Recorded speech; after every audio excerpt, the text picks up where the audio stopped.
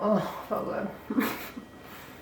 You can actually freeze the lumpia before you fry them, and they'll stay pretty good until you're ready to cook them, but it's several hours later, so we're gonna eat all of them.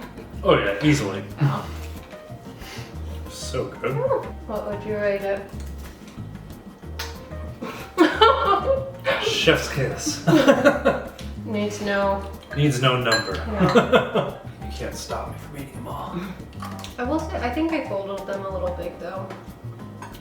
They're a little bigger than the lumpia that I'm used to. I should have probably cut the wrappers in half so they're not so large. Okay. So, little tip. I don't even think I'm making any sense. I'm very tired. And hungry. And hungry.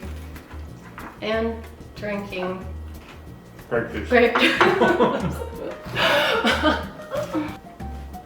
So finish this. That wasn't Oh, there's a bye. fine.